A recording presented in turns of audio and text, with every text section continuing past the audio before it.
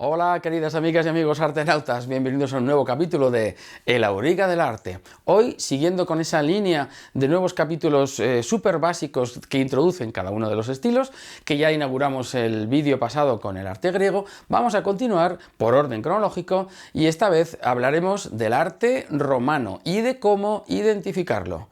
Si queréis, seguid mirando. ¡Vamos allá!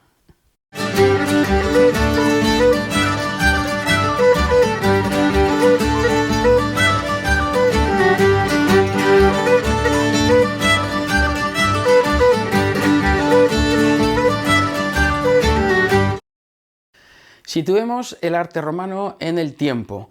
Lógicamente coincide con la historia de Roma, que si recordáis pasa por tres etapas. Una que se llama la monarquía, desde el siglo VIII, la fundación mítica de Roma que ocurrió en 753 a.C., hasta el 509, que termina el último de los reyes etruscos, Tarquinio el Soberbio.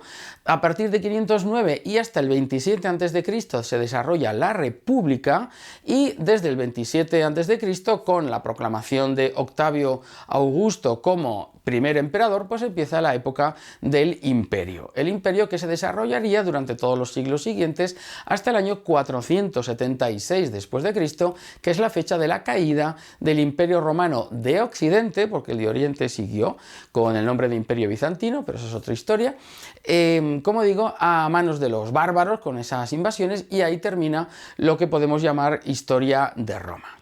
Respecto al dónde encontrar arte romano, pues por toda Europa. Bueno, por toda Europa, por todo el norte de África, por parte de Asia, por todo el Mediterráneo y, bueno, bastante arriba.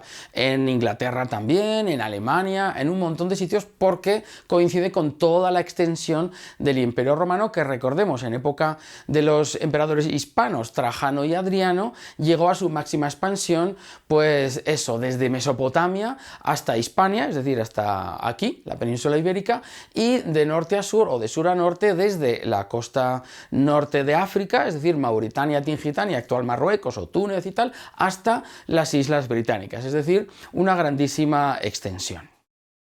Características generales básicas de la arquitectura romana. Bueno, pues como casi todo, los romanos copiaron toda la cultura, todo lo que venía de Grecia, que era un pueblo, una cultura, una civilización que habían conquistado, pero que envidiaban de alguna forma, y como ellos no tenían una tradición propia, bueno, tenían lo que venía de los etruscos y algunas otras cosas, pero básicamente lo que hicieron fue traerse todo lo griego e incorporarlo a su propia cultura y a sus necesidades. Pero hay que decir que frente a ese sistema adintelado de líneas rectas que vimos en la arquitectura griega, los romanos van más allá y en este caso su sistema es abovedado, es decir, ellos comienzan a usar el arco, especialmente el arco semicircular que se llama arco de medio punto, también la prolongación de un arco en el espacio, que es una bóveda, especialmente la bóveda de cañón, pero también hay otras como la bóveda de arista, y también la cúpula semiesférica o de media naranja que le llaman, en obras tan importantes que han llegado casi intactas milagrosamente hasta nuestros días, como es el Panteón de Agripa, que está en la ciudad de Roma. El Panteón era un templo dedicado a todos los dioses. Y ya que hablamos de templos, os diré que naturalmente los romanos construyeron muchos, para ellos eran importantes, aunque quizá menos que en Grecia. Y ya que estamos, ¿cómo distinguimos un templo griego de uno romano? Ambos se construyen normalmente en sistema arquitrabado, con sus columnas, sus arquitraves, entablamentos y terminando en frontón triangular, pero hay algunas diferencias. Para empezar, los templos romanos solían ser ligeramente de menor tamaño que los griegos, porque, bueno, también servían solo para albergar el dios, era la casa del dios y por tanto la gente no solía entrar.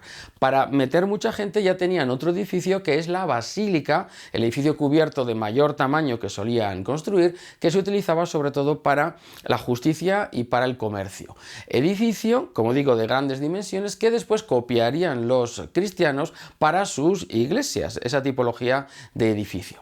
Pero bien, se distinguen también en dos cosas fundamentales. Mientras el templo griego tiene una especie de escalinata que rodea a todo el templo, una serie de gradas que se llaman estereobato y estilóbato y en su conjunto se llama crepis o crepidoma, El templo romano no, el templo romano está construido sobre un podio, es decir, una especie de pedestal elevado, y en lugar de tener escaleras o gradas por los 4 lados, tienen solamente escaleras en uno de los lados cortos, es decir, justo por donde se entra. Hay que decir también que los romanos no se conformaron con construir templos, sino que ampliaron muchísimo las tipologías, es decir, los tipos de edificios o de construcciones que ellos hacían. Hicieron de todo, desde estos templos, la domus, que es la casa romana. Por cierto, una vez hice un vídeo sobre una domus en Cantabria, que podéis ver por ahí.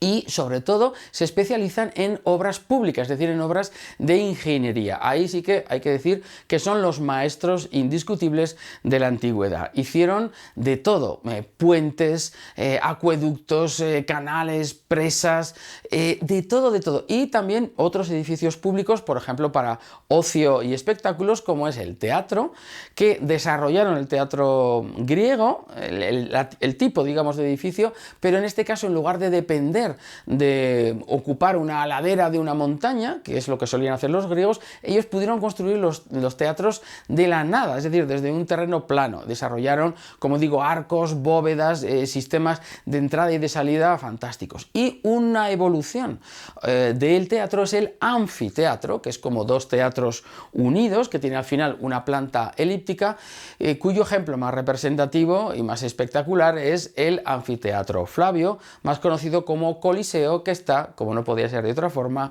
en la ciudad de Roma.